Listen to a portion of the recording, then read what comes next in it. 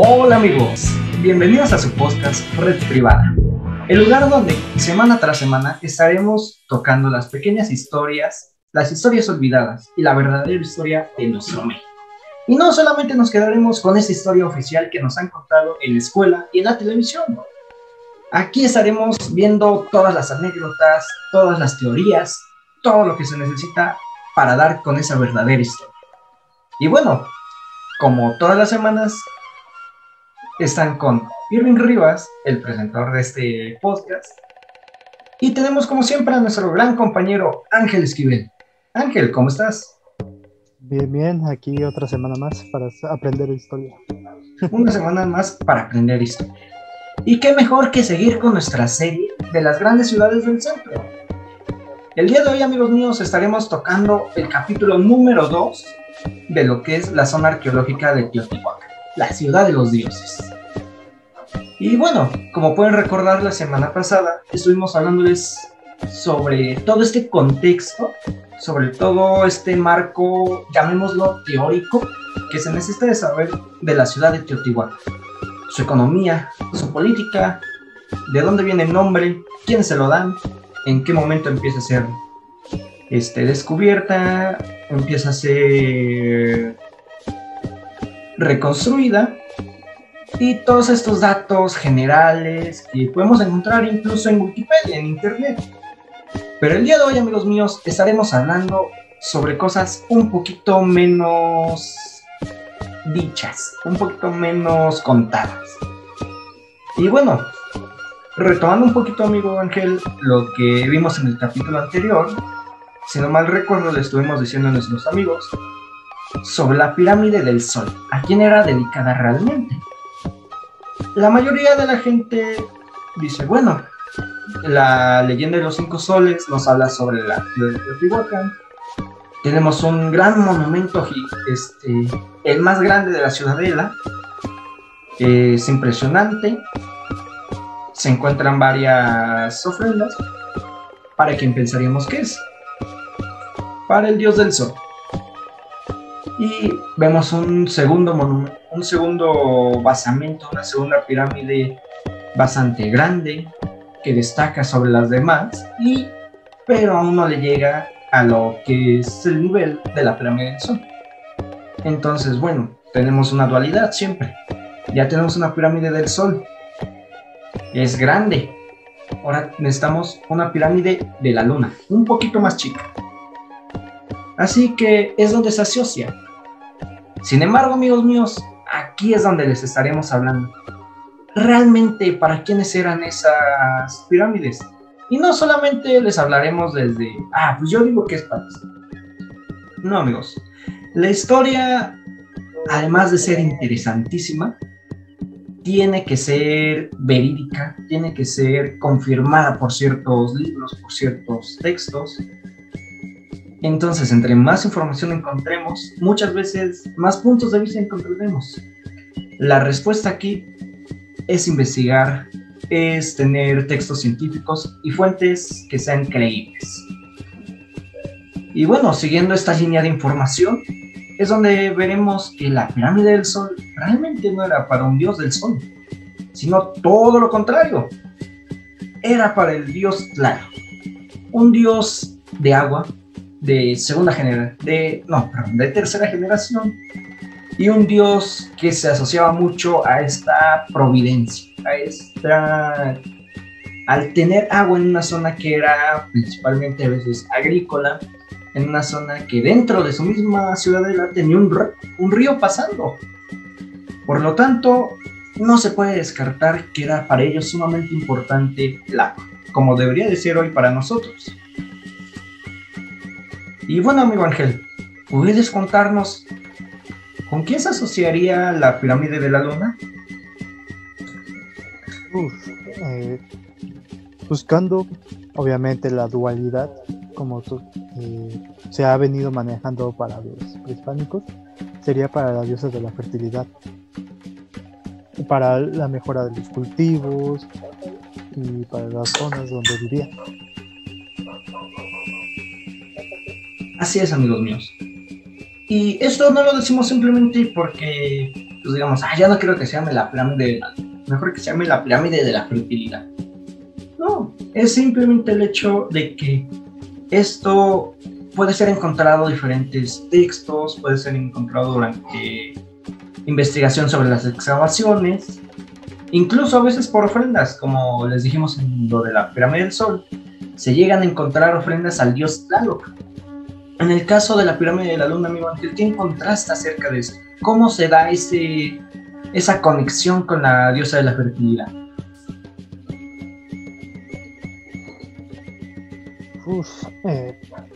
Bueno, una de las cosas que se pudieron encontrar fue también lo que son ofrendas, como apareció en la pirámide del Sol, que eran ofrendas a Tlaloc. En este caso también eran ofrendas a la diosa de la fertilidad. Y recordemos algo muy importante en cuestión de la construcción de estas pirámides, que son modulares, ¿verdad? O sea que son diferentes pirámides, una encima de la otra. Entonces, cuando se comienza a investigar mejor la pirámide, se encuentran más referencias a la diosa de la fertilidad. Así es, amigos. No solamente lo decimos por gusto, lo decimos por hablar. Esto no es baba de perico, dirían por ahí. Aquí empezamos a buscar un poquito más de información, empezamos a ver qué tipo de ofrendas hay. Y es aquí donde se pueden hacer diferentes conexiones. Claro que esto va a estar a juicio de quien quiera ver la historia, estará a juicio de, digamos, personas e instituciones más expertas, más importantes en estos temas. Mi compañero Ángel y yo somos grandes amantes de la historia, grandes amantes de decir lo que nos ha dicho. Tratamos de hacer las grandes investigaciones, pero al final de cuentas siempre estará en manos de esas instituciones, de esas personas. Sin embargo, no se puede descartar la teoría al tener este tipo de pruebas. Y bueno, amigos míos, hablando precisamente de esa zona de la ciudad de los dioses, de esa zona de la ciudadela, tenemos una especie de conflicto. Ángel, ¿cómo se llama? ¿Puedes recordarnos cómo se llama este tipo de pasador, de calzada que estaba frente a las pirámides? ¿Qué nombre tiene? Donde se encontraban los diferentes templos, Así los 7 templos, se le llamó la Gran Plaza. Fue dado por los españoles, pensando de que era una plaza tipo de mercado o algo parecido, pero realmente era un lugar donde se encontraban diferentes iglesias con diferentes dioses. La Gran Plaza. Y junto a esta plaza, amigo, tenemos lo que es una calzada, una explanada grande, muy larga, llamada la Calzada de los Muertos. Sin embargo, después de tantas investigaciones, de leer tantos textos científicos, de escuchar conferencias, nos damos cuenta de algo interesante. La Calzada de los Muertos no tiene que ver con muertos. No hay tumbas, como se decía en un inicio. Recordemos que durante esas investigaciones se le dio el nombre de Calzada de los Muertos porque se suponía que sobre esta calzada había tumbas, había, digamos, una especie de panteón, una especie de lugar donde iban a enterrar a sus muertos, donde tenían sus tumbas, de ahí el nombre. Y sin embargo, después de excavaciones se ha ido encontrando que no hay tumbas. Por lo tanto, la Calzada de los Muertos realmente no es la Calzada de los Muertos. Vuelve a tomar otro nombre como la Gran Calzada, al igual que la Gran Plaza, o alguna especie de nombre diferente. Sin embargo, al día de hoy, la Calzada de los Muertos ya no es de los muertos, no tiene tumbas, amigos.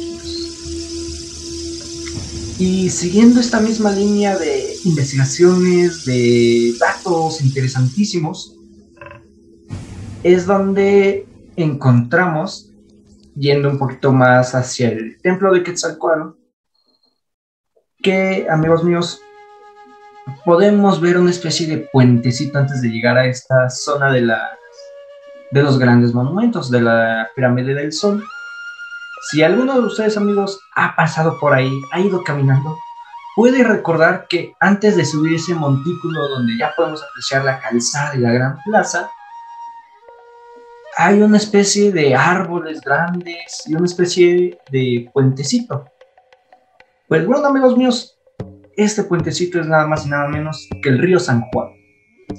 Este era una importantísima toma de agua, un importantísimo paso de agua que tenían, y principalmente fuente. Era donde los antiguos teotihuacanos podían ir a consumir su agua, tener su agua dulce, sin necesidad de trasladarse a otros lados. Recordemos que esta zona de Teotihuacán, alrededor muchas veces es un tanto, se le podría decir hasta desértica si se pasa sobre la carretera. Es unos lugares cercanos, como es por ejemplo el pueblo de Otumba, que necesitaron construirse acueductos para tomar agua. Y este río es importantísimo, porque para ellos era su fuente de vida. Este tipo de civilizaciones siempre va a estar cerca de un manto acuífero. Se hace una laguna, lago, río, costa pegada al mar, cualquiera que sea este cenote, no importa cuál, el agua siempre va a servir en estas civilizaciones. Incluso hoy en día, entre más agua, más abundancia hay. Y podemos ver el caso, por ejemplo, de Morelos, uno de los estados más verdes, más abundantes del país, y también precisamente uno de los que más pasos de agua tiene. Lagos, ríos, algunas pequeñas lagunas, etc. Y bueno, amigos míos, ¿qué importancia tiene este río, además de la toma de agua? Pues bueno, que si trazamos una especie de esquema de lo que es la pirámide de la luna, esa calzada que conecta la pirámide del Sol, el río San Juan y unos pequeños monumentos que están hacia los lados, va tomando la forma de una especie de cuerpo, digámosle un muñequito de palos. Todos alguna vez hemos hecho uno de esos, amigos. La bolita con el palito, sus patitas y sus brazos así cruzaditos. Y es esta forma que empieza a tomar a partir de la luna. Tenemos la cabeza, empieza el cuerpecito, a los lados tenemos unas pirámides, los pequeños brazos. Si nos seguimos hacia acá tenemos las piernas, que son precisamente donde estaba el templo de Quetzalcóatl. Y ese río San Juan, esa pequeña veredita, ¿qué es, amigos míos? Pues bueno, si se le quiere tomar, por así decirlo, vendría conectada a lo que sería como el torso de este croquis que hemos hecho. Y Ángel, recuérdame, ¿qué va conectado más o menos a lo que es el torso, la panza de los fetos, digamos?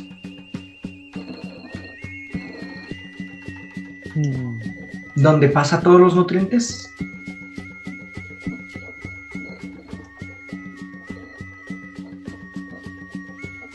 Pues bueno, sería una especie, si queremos verlo de esa forma, de cordón umbilical.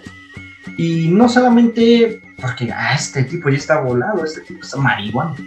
No.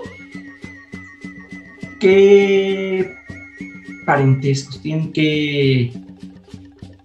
¿En qué se parecen?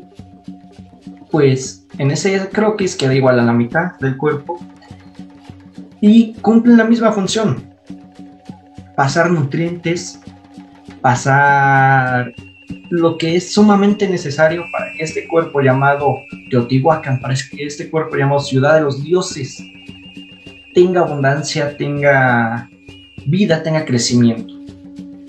Y es que es el agua, es la abundancia, la vida y el crecimiento.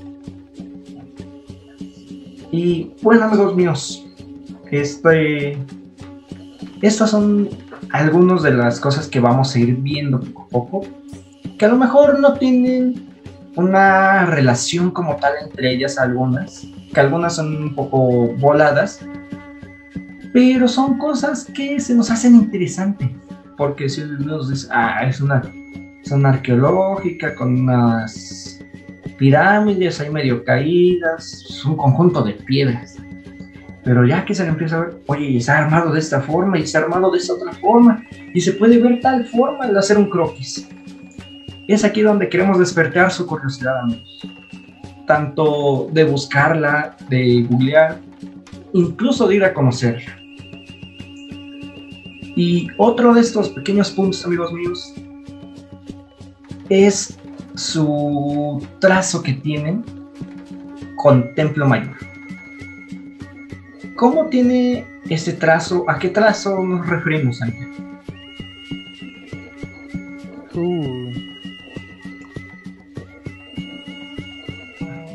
¿Alguna vez has escuchado que Teotihuacán tiene una especie de trazo de geometría con lo que es Templo Mayor? Es de las pocas cosas que no he descubierto. Pues bueno, amigos míos, como contamos en el capítulo pasado, los aztecas, porque en ese momento sí se les puede llamar aztecas, vienen de una supuesta peregrinación de Aztlán, no se han establecido en las orillas del lago de Texcoco y todavía no forman su imperio mexica. Ellos son de las primeras personas que llegan a esta ciudad, que la ven abandonada, que comienzan a hacer una especie de rituales ahí, empiezan a venerar a sus dioses, empiezan a venerar a los dioses que tenían ellos, y ellos mismos son los que les dan el nombre de Teotihuacán, de la ciudad de los dioses, porque era tan grande esta ciudad que para ellos no la pudo haber construido un humano, tuvo que ser un dios o un gigante. Y bueno, a partir de que tiene este encuentro con la ciudad, y será una gran importancia para los mexicas, porque después empiezan ellos a autoproclamar como sucesores de los teotihuacanos, como descendientes directos de teotihuacanos y de toltecas. Y si vemos más o menos, amigos míos, tiene una cierta geometría con lo que es Templo Mayor. Y volviendo otra vez a sus dos basamentos más importantes, la pirámide de la luna y la pirámide del sol. Pues bueno, la pirámide de la luna en este caso quedaría hasta arriba, digámoslo como por aquí. La pirámide del sol quedaría más o menos aquí. Y unos cuantos decenas o cientos de kilómetros hacia acá, quedaría lo que es Templo Mayor, amigos. Y podemos ver una especie de diagonal que, si la conectamos, pasa por el Templo de la Luna, del Sol, y llegas a lo que es Templo Mayor. Pero no solo eso, amigos míos. Si extendemos esta diagonal más allá de la pirámide de la luna, es decir, que en lugar de tenerla aquí, la empezamos a hacer hacia acá, podemos ver que alrededor de 5 kilómetros hacia el sur de esa pirámide hay un conjunto de cerros que en su punta tienen unos montículos. Esos montículos tienen una especie de basamentos, de centros ceremoniales, y que se ha detectado, que se ha confirmado que eran pertenecientes a los teotihuacanos, por lo que no solamente estaban limitados a su ciudad central, a su ciudadela, es decir, no estaban solamente limitados a lo que hoy en día es es San Juan Teotihuacán, sino que iban un poquito más allá. Pero no solamente a vivir los que no tenían tantas oportunidades, los, digámoslo, marginales de esos tiempos, sino es que tenían sus basamentos también ahí, y con cierto tipo de geometría.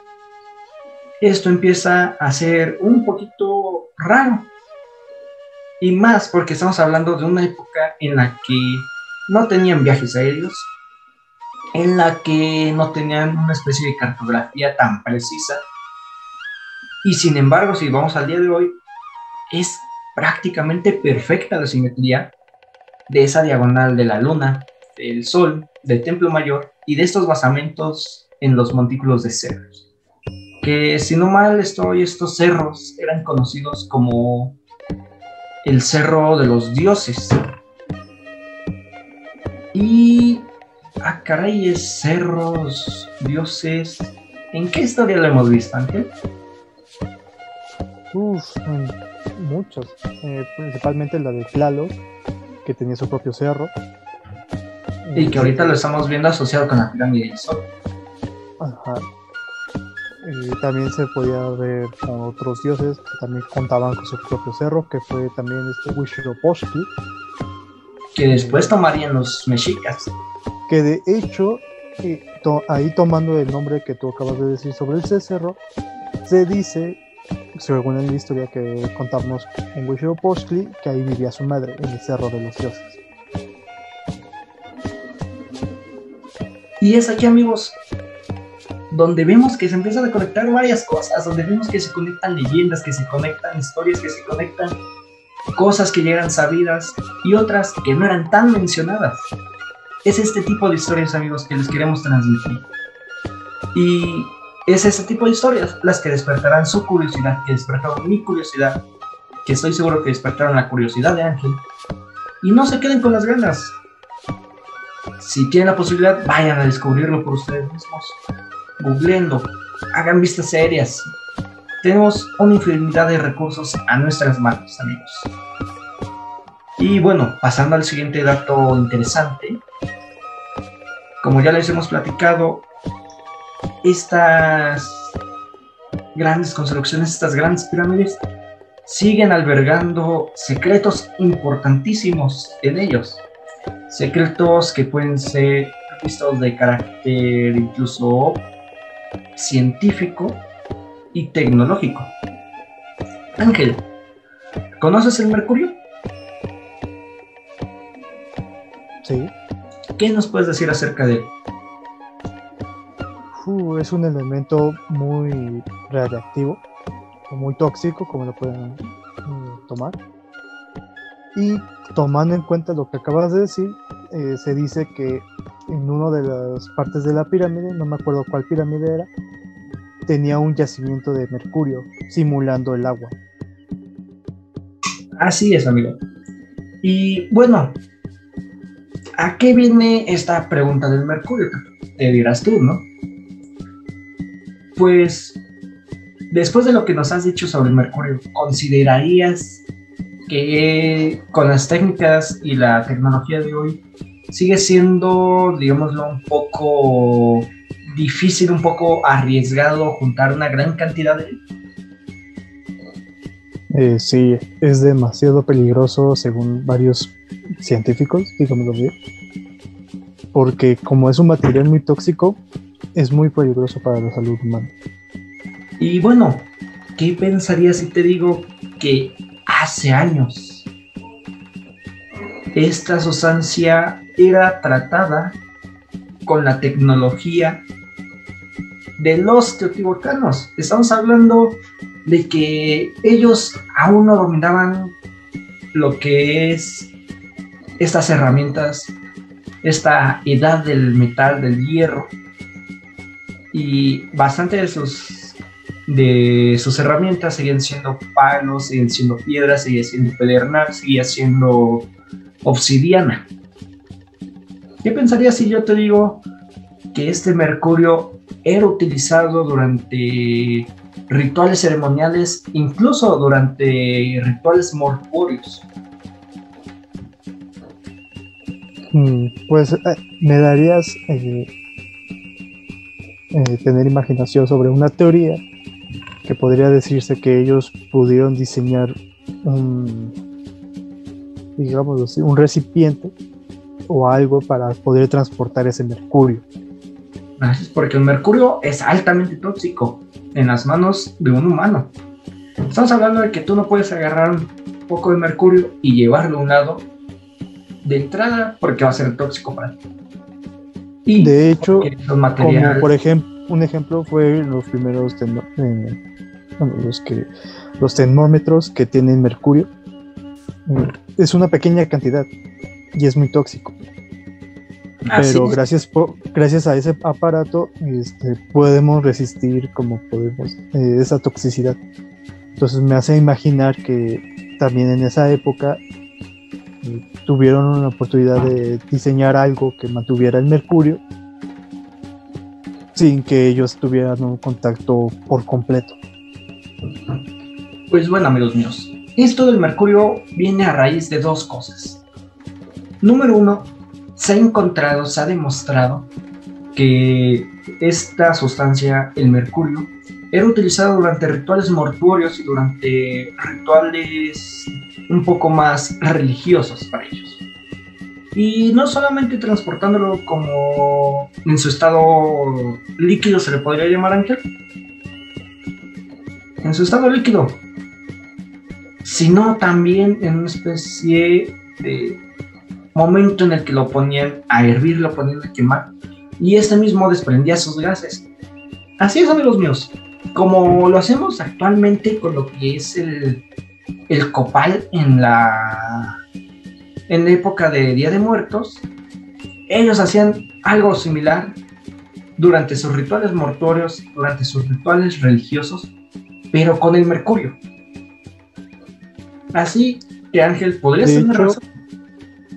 Estos amigos, los teotihuacanos, pudieron crear la tecnología, y estamos hablando realmente de los teotihuacanos, amigos. Ya hemos dejado muy en claro que se debe de dar ese honor, se le debe de dar ese enaltecimiento a nuestra escultura y dejar pasar de lado todas esas personas que dicen que hubo extraterrestres, que viajeros del tiempo, que reptilianos, lo que quieran.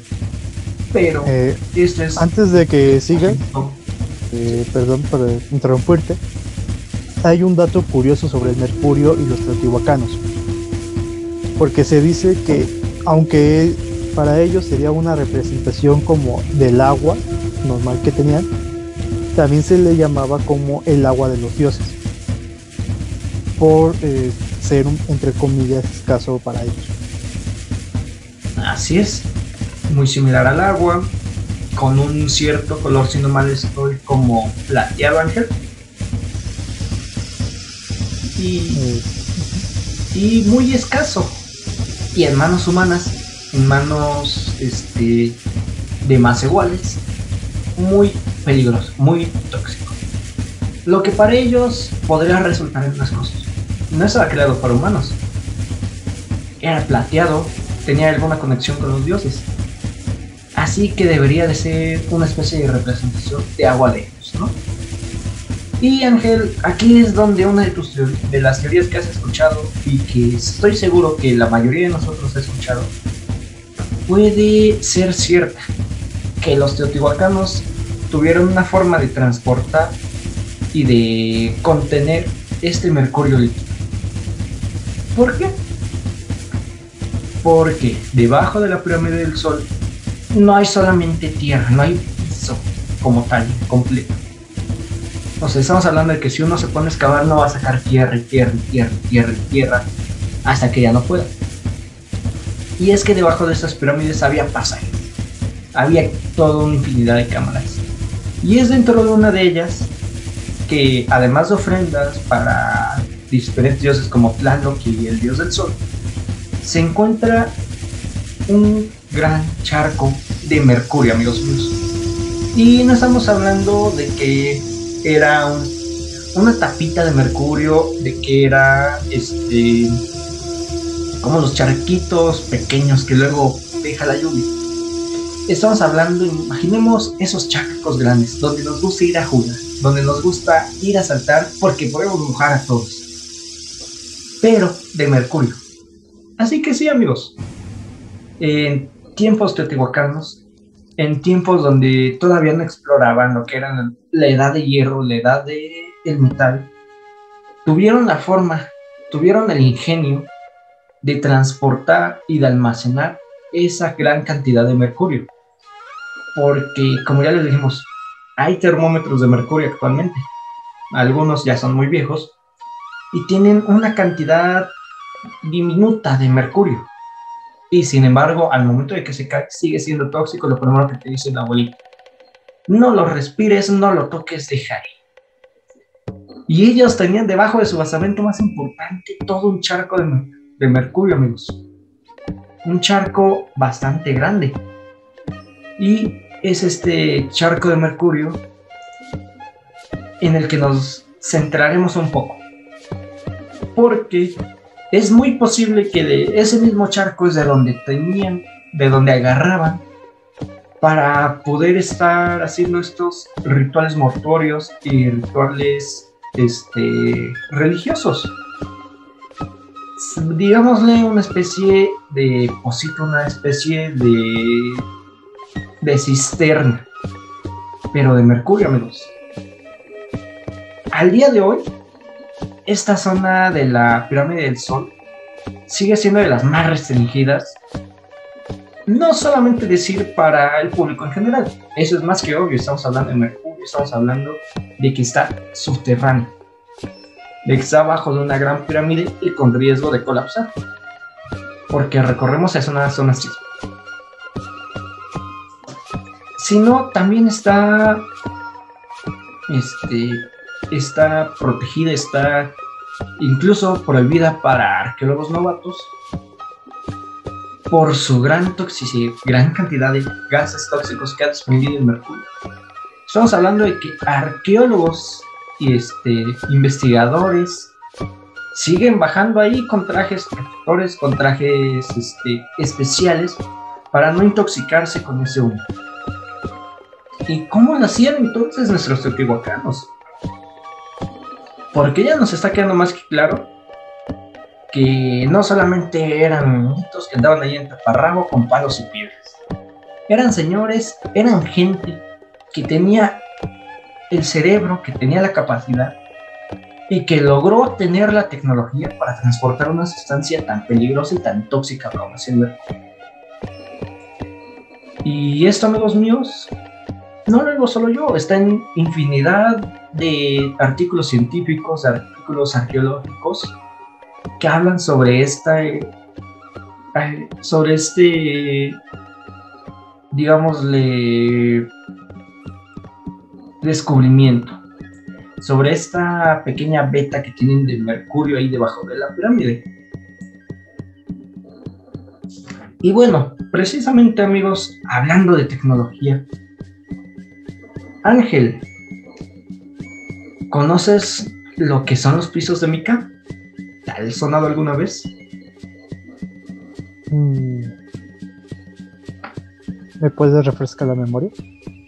Bueno, amigos míos, los pisos de mica eran una especie de basamento, de zona que se encontraba dentro de la zona arqueológica de Teotihuacán.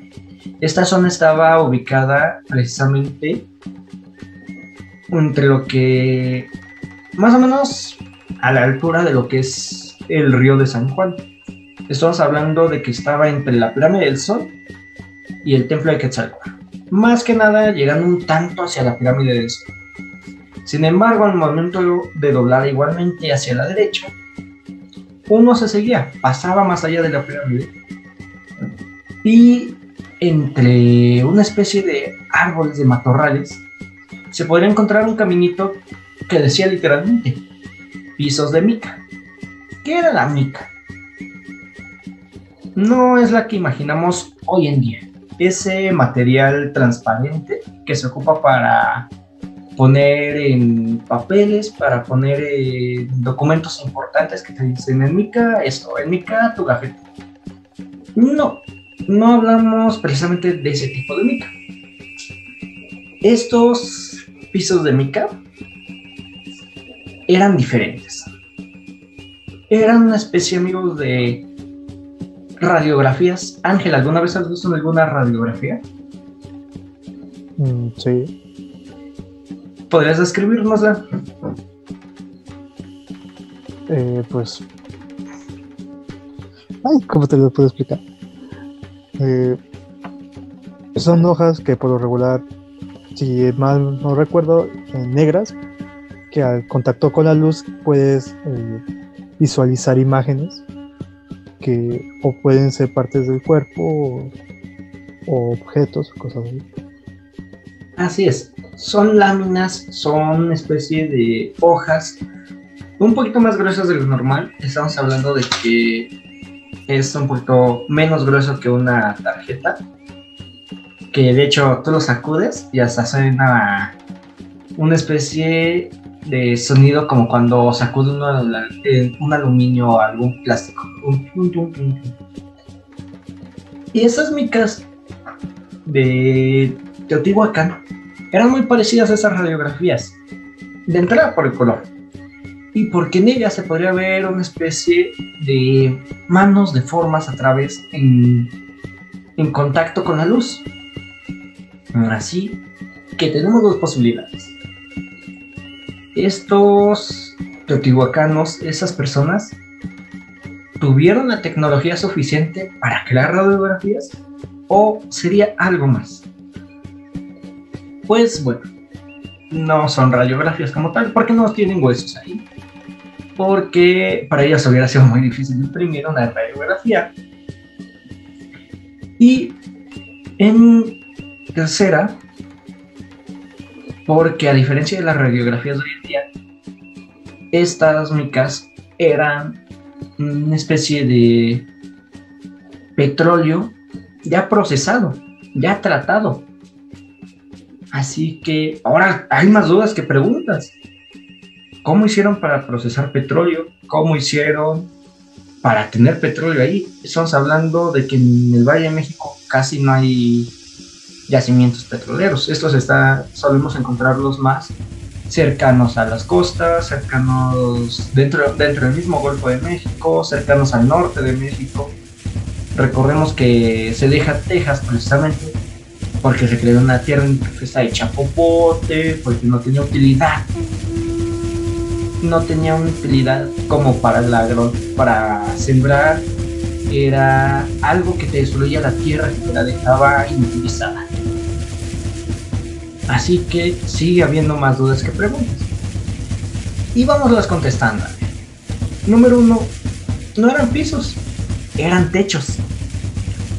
¿De qué? Se cree que eran de una especie de salones de cámaras que tenían estos techos de mica. Al ser un procesado del petróleo, estos techos eran una especie de aislamiento, de revestimiento, tanto eléctrico como térmico incluso. Estamos hablando de que podrían tener la tecnología suficiente para destilar petróleo, para procesar petróleo y para ponerlo como techo. Al día de hoy, Ángel, se siguen haciendo avances en este campo de, por ejemplo, de reciclar llantas, de reciclar cosas que son procesados de petróleo y hacer impermeabilizantes, hacer aislantes para casas, para todo ese tipo de cosas. Y ellos hicieron literal un techo de procesado de petróleo. ¿Con qué fin? No solamente sería para mantener una casa tibia o para mantenerla fresca. Para esto ya existían innumerables técnicas. Sin embargo, se podría creer en ese tiempo, e incluso es de las teorías que más encontré, que se podrían estar utilizando para captar un tipo de energía solar. Y es que, como ya les dije, eran aislantes eléctricos. Al día de hoy, amigos míos, se sigue tratando con lo que es la energía solar y la forma de captar esta energía por medio de varias técnicas. mi compañero Ángel seguramente sabe más que eso. Sí, de hecho sí un poco.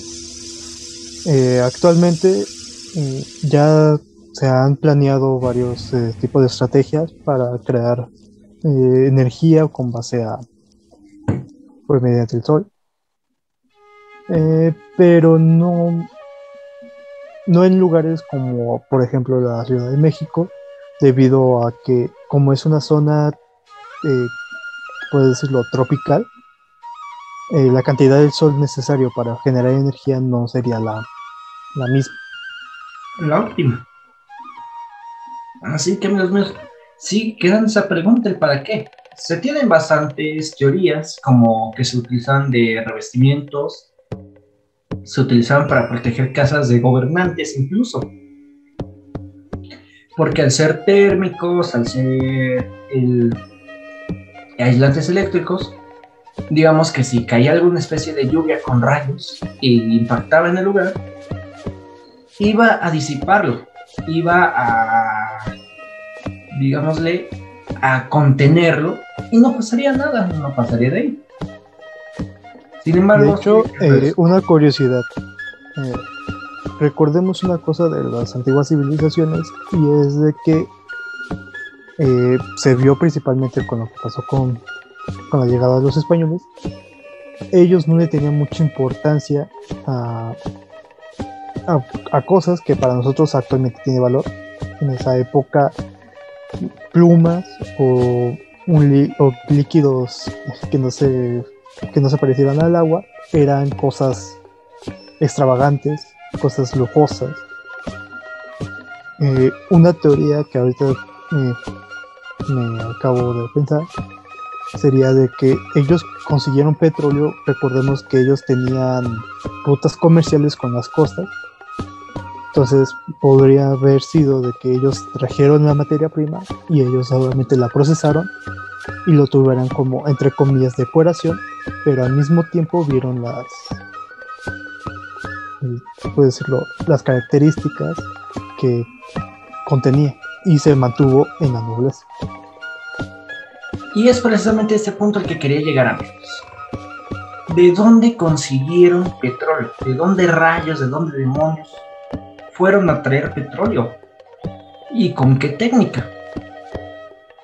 Bueno, pues investigando un poquito sobre esto, viendo textos científicos, textos arqueológicos, me encontré con un texto de los anales de antropología de la UNAM, del Instituto de Investigaciones Antropológicas. Y precisamente habla sobre esto, de dónde procede la mica de Teotihuacán. Este control de los recursos suntuarios foráneos. ¿Y por quién más? Por las élites gobernantes. Pues sí, amigos míos, Ángel dio en el clavo. Esta mica se tiene que traer de otro lugar, no se puede conseguir en lo que es el Valle de México. Y tenemos bastantes, digámosle, lugares de donde pudo haber provenido. Uno de ellos, y principalmente de donde se cree más, era de Oaxaca, porque tenían bastante comercio con ese tipo de zonas purépechas, si no mal estoy. Y bueno, simplemente en la mica prehispánica procedente de Oaxaca, este mismo informe nos marcaba varios lugares, como Oaxapan de León, el Cerro de las Minas, Montalbán incluso. También nos marcaban por los rumbos de Etla, de Tlacolula y varios lugares más de Oaxaca. Así que al parecer lo más, digámosle, factible es que viniera de esta zona, que viniera de Oaxaca. Y en este momento hay de dos. Trajeron ellos el petróleo para procesarlo aquí, o fueron por el petróleo ya procesado en estas zonas arqueológicas. Y nos sigue dejando con la duda. Es algo realmente impresionante, amigos. ¿Por qué? Porque estamos hablando de que no se llegaba a esta zona a esta edad del hierro, esta edad del metal, y tuvieron la tecnología suficiente para poder procesar las micas, ya se hace en Oaxaca o en la misma ciudad de Teotihuacán. ¿Por qué?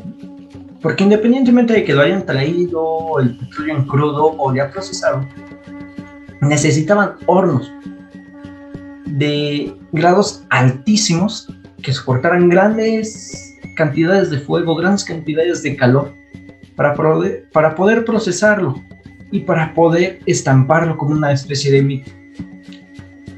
Y aún más para poder ponerlo como techos. ¿Por qué eran techos? Actualmente se le conoce así como pisos de mica, porque con el paso del tiempo se fueron deteriorando las casas, las construcciones, y se fueron cayendo, quedando en el piso donde se juntaron. Y aquí, amigos míos, después de tantos años, queda una parte un tanto triste, un tanto que nos dejará con la duda para siempre. Y es que no se le van a poder seguir haciendo tantas investigaciones a toda esa mica que se había. Y es que esta mica, después de ver tantos recursos, se destinó para una cosa. Y se usó para el cableado. Se fue a la ciudad de Teotihuacán, se llevaron mica, la fundieron y lo utilizaron para el cableado que llevaría energía eléctrica, amigos. Vieron ellos sus grandes propiedades aislantes y lo ocuparon para el cableado que iluminaría la Ciudad de México, desde la ciudad de Necaxa, para la hidroeléctrica, precisamente para la primera hidroeléctrica de Necaxa. Y amigos míos, fue toda una hazaña conseguirla, fundirla, hacer cables con la tecnología de aquel entonces. Así que estamos hablando de que fue toda una odisea de esa mica. El salir de Oaxaca, se desconoce completamente si de Montalbán o de lo que es la ciudad de Etla. Ambos son los más principales, los más viables para haber traído este petróleo, esta mica, para poder procesarla, para poder ponerla en hornos, para poder estamparla como mica y utilizarla como techo, para que el gobierno, muchos siglos después, viniera, dijera, mira, ahí hay mica, ahí hay aislante. Y el precio para aquel entonces de lo que eran los aislantes eléctricos era carísimo. Y por ahorrarse unos pesos, por no conseguir más, dijeron, utilicemos algo de que se nos cerca. Ya se le había hecho por aquel entonces algunas investigaciones a la mica para descubrir qué era, y viendo sus propiedades aislantes eléctricas, se la llevan y lo utilizan para hacer cables, amigos, en aquel entonces. Ahora imaginémonos si los teotihuacanos hubieran tenido esa misma tecnología para poder utilizar la mica, y como le dijimos al principio, en lugar de utilizarla como techo, como decoración, se hubiera utilizado para captar energía solar. Hubieran tenido su propio generador, su propia pequeña planta de energía ahí mismo. Y es que el Valle de México, en esa zona, para quien no haya ido, es una zona que, a diferencia de lo que es el centro, la Ciudad de México o zonas un poquito más al sur, es un poquito más caliente, que hace más sol, y está en una especie de planicie donde le podría dar bastante bien. Podría aprovechar la luz del sol y su energía. A lo mejor no óptimamente, como nos decía Ángel, que el clima del Valle de México y de zonas más al sur es un poquito más tropical, y que se utilizaría de mejor forma en el norte. Pero amigos, imagínense, si se pudieron llevar con la tecnología de aquel entonces a Teotihuacán, ¿qué hubieran hecho con la tecnología de hoy en día? Tener su propia planta ahí de energía solar, transportarla más al norte, aprovecharla de mejor manera. Y esto, amigos míos, es de lo que más me sorprendió de la zona. Porque si alguien va con un guía de turistas, ninguno le va a decir, ahí está el piso de Mica. En primera, porque se ha restringido el acceso a ver completamente la Mica al público en general, únicamente a algunos arqueólogos. Y porque se siguen haciendo estos estudios de hoy en día, se sigue teniendo esa especie de incógnita que tenemos hoy en día. Sería de aislante, sería de decoración, sería incluso para tener una especie de contener energía solar. No lo sabremos. Espero que muy pronto se dé la respuesta, amigos míos. Y es que estamos hablando de una travesía de petróleo procesado, de venir desde Oaxaca, pasar por el Valle de México, quedarse con los teotihuacanos y utilizarlo como techos. De hecho, lo que me agrada a mí por ejemplo, de todas las culturas en toda América, cabe la redundancia, fue una sola cosa. Que cada cosa, por ejemplo, como fue la mica, o como fue otras cosas, siempre valoraban la naturaleza. No era, estos tipos de civilizaciones no eran comunes de, pues vamos a hacer esto y vamos a contaminar esto. No, ellos intentaban respetar lo más posible a la tierra, porque sí, para ellos sabían que la tierra era importante y que lamentablemente poco a poco fuimos perdiendo eso.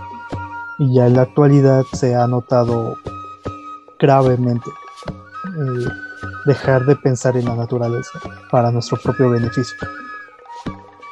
Y así es, pues, tener esa especie de conexión con la tierra.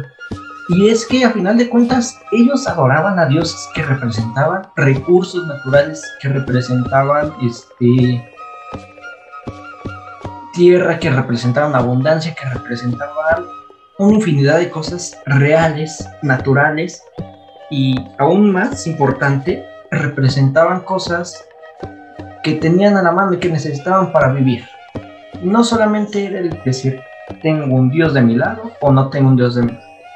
Era el hecho de decir, tengo la lluvia, tengo el sol, tengo la luna, tengo la fertilidad, tengo la agronomía, la agricultura, tengo este poder, tengo esta conexión con la tierra. Respetaban bastante. Y aún así tenían estos avances tecnológicos impresionantes. De conseguir mercurio y ponerlo debajo de una pirámide grande. De quemar mercurio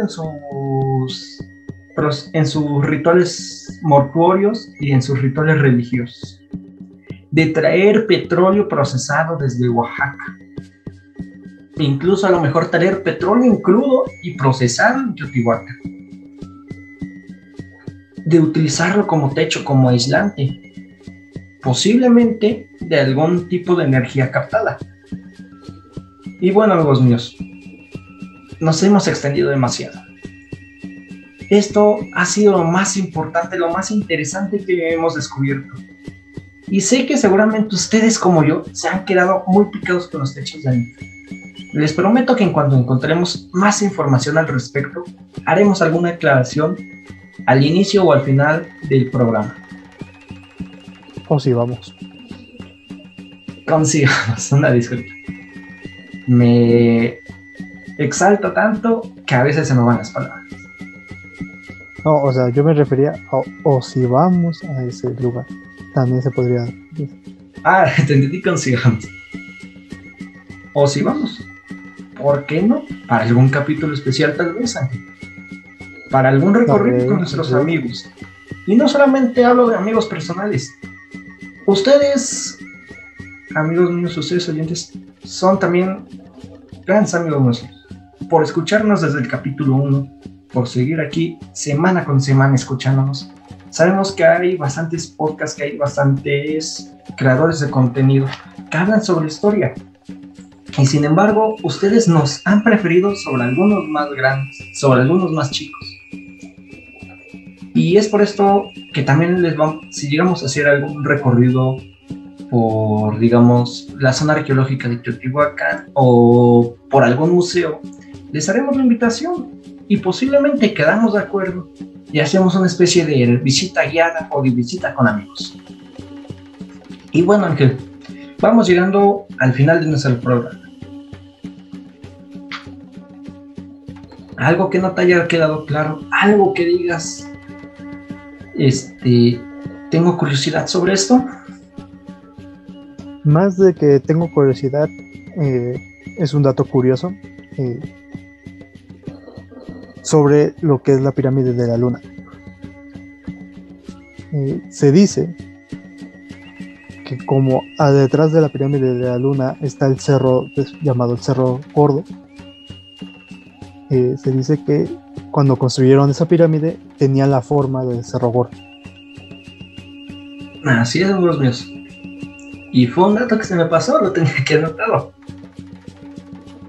Tener esa especie de, como ya dijimos en algunas cosas, tener esa especie de geometría, de similitud con cerros, de conexión con esa naturaleza, de verlo reflejado. Y no solo eso, también cuando se pone el sol, por ejemplo, si no mal recuerdo, era en la pirámide en el Palacio de Kukulcán, en Chichén Itzá.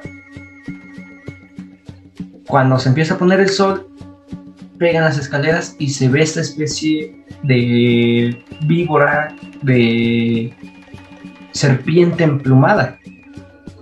Y es que, amigos míos, a veces cuando decimos teotihuacanos uno piensa en inditos con taparrabos, y perdónenme por la descripción, pero muchas veces así los ven, como simples inditos con taparrabos. Y sin embargo no nos damos cuenta que muchos eran guerreros honorables, que muchos eran gobernantes que se habían cultivado realmente, no como hoy en día, que eran arquitectos, que eran ingenieros prácticamente. El tener ese gran ingenio de construir pirámides tan grandes que al día de hoy no se han caído del todo, de tener la herramienta para construirlas, de tener tecnología para traer este tipo de cosas como el mercurio, como el petróleo, de procesarlos, de utilizarlos.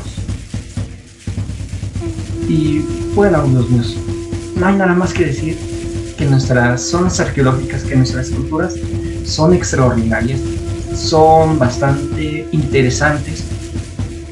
Este podcast solamente es para picarles, para ponerles esa espinita. Ustedes busquen más, amigos, descubran el porqué. Nosotros solamente les damos una probadita de todo ese velo que hay. Y bueno, amigo Ángel, ¿algún anuncio que quieras hacer? Que quizás para la próxima semana tendremos un invitado. Tendremos invitados ustedes, amigos. ¿Será una persona desconocida, una persona conocida? Me muero por conocerlo. Yo tampoco sé quién es. Solamente nuestro compañero Ángel Esquivel sabe quién vendrá. Y bueno, amigos, sin más por el día de hoy, les damos la despedida. No olviden seguirnos en YouTube, seguirnos en Spotify, en Acast, en Instagram. En todos lados podemos aparecer como Red Privada Podcast. En caso de Instagram nos aparecemos como red.privada.podcast. Síganme a mí como Irving,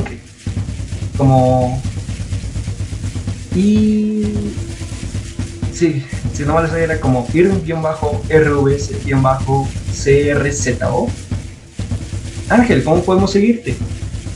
Como Ángel Esquivel. Ángel Esquivel en Instagram.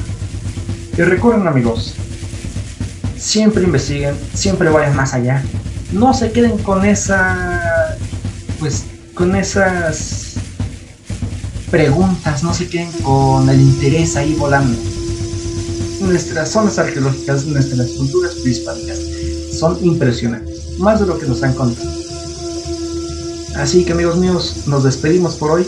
La siguiente semana recuerden que estaremos aquí nuevamente con invitado especial y hablando sobre la ciudad de Xochicalco en Morelos. Y adelantando un poquito, amigos, dejándoles la espinita para que vengan a escucharnos, dejaré únicamente ese nombre: Seacatl Topitzin Quetzalcóatl. Lo descubrirán en el siguiente capítulo. Así que amigos míos, hasta la próxima. Que tengan bonito fin de semana y bonita semana. Adiós a todos.